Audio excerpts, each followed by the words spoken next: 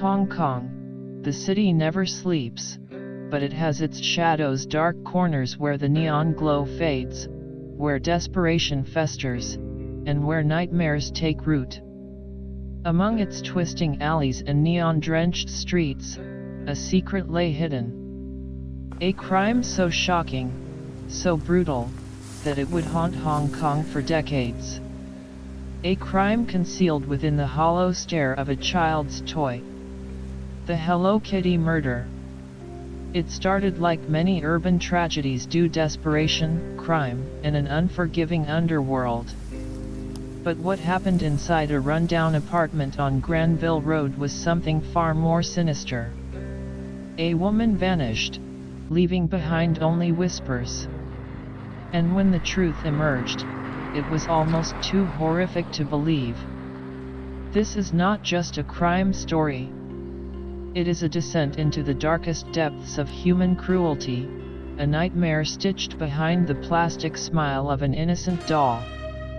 If you dare to look closer, be warned, some stories, once heard, cannot be forgotten. The apartment on Granville Road was nothing special at first glance: cracked walls, stained carpets, and the acrid stench of stale cigarette smoke. But behind that door, 3 men sat in the dim glow of a dying bulb, their laughter low and cruel. They were criminals, triad members who had long abandoned the concept of morality.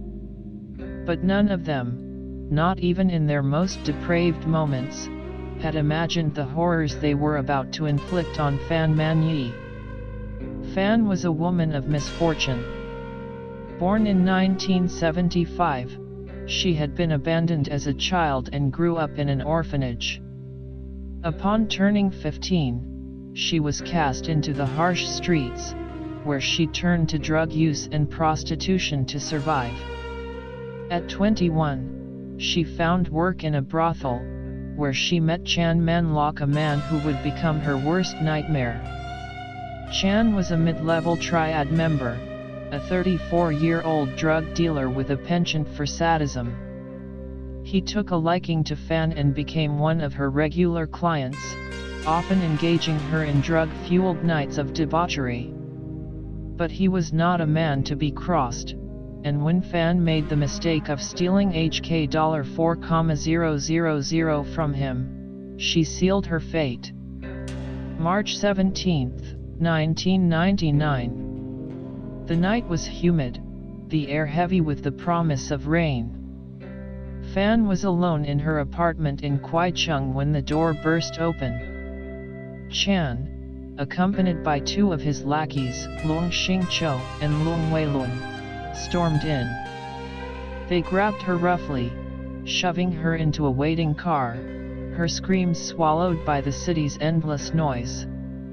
They took her to their hideout in Tsim Sha Tsui, a cramped apartment that reeked of old sweat and decay. The walls were lined with peeling wallpaper, and the only light came from a flickering fluorescent bulb that cast eerie shadows. It was there that Fan's nightmare truly began. At first, Chan simply wanted his money back. He demanded HK $10,000 in compensation. But when he realized she had no means to pay, his anger morphed into something far more sinister. Fan was tied up and beaten. They kicked her ribs until she could barely breathe, struck her with metal pipes, and burned her skin with melted plastic. But this was only the beginning. The men grew bored of simple violence and turned their cruelty into a twisted game.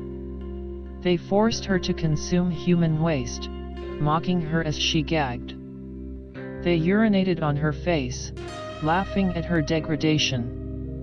They took turns raping her, ignoring her broken sobs as she begged for mercy. Time became meaningless in that hellish place. Days blurred into nights, and Fan's body withered under the unrelenting torture.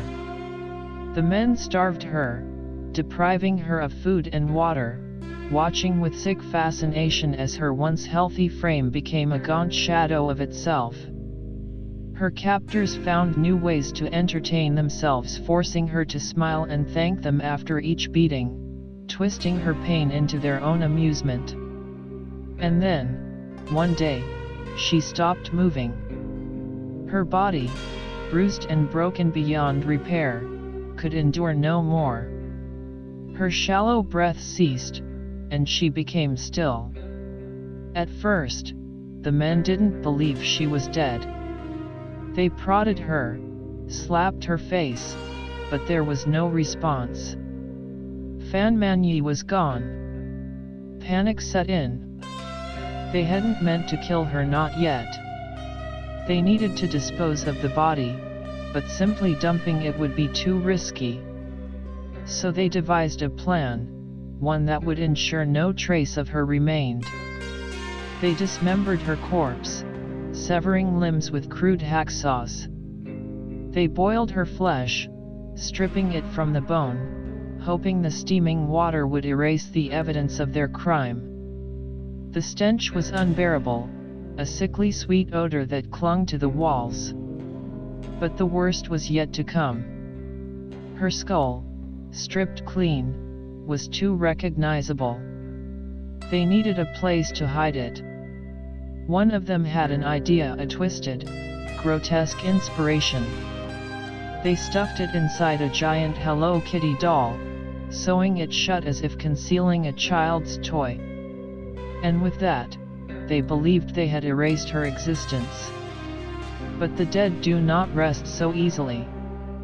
Months later, in the darkness of that cursed apartment, one of their own began to unravel. Chan's 14-year-old girlfriend, a young girl who had witnessed the horrors inflicted upon Fan, could no longer bear the burden of silence. Night after night, she woke in cold sweats, haunted by visions of Fan's lifeless eyes. The guilt was crushing. It clawed at her, whispering in her ears, urging her to confess. And so, one night, she walked into a police station and told them everything. The police arrived at the apartment with cautious steps, the air thick with dread. The room was as she had described, filthy, suffocating with the ghosts of past sins. And there, amidst the decaying furniture and discarded needles, they found the Hello Kitty doll. They unstitched it with shaking hands, and inside, staring blankly, was Fan's skull. The trial that followed was a spectacle. The world watched in horror as the details of the case emerged. But justice, it seemed, was elusive. Because the exact cause of death could not be determined due to the state of the remains, the men escaped murder charges. Instead, they were convicted of manslaughter and sentenced to life imprisonment with the possibility of parole. The judge, his face a mask of controlled fury, declared, this was a case of cruelty, depravity, insensitivity, brutality, violence, and ferocity. But even behind bars, their crimes were not forgotten. The Hello Kitty murder case became one of the most infamous crimes in Hong Kong's history, its horror immortalized in films and urban legends. It became a tale whispered in the dark, a reminder of the monsters that lurk beneath the neon glow of the city. And somewhere, in the restless corners of the night, the ghost of Fan Man-yee lingers, searching for the justice that was stolen from her.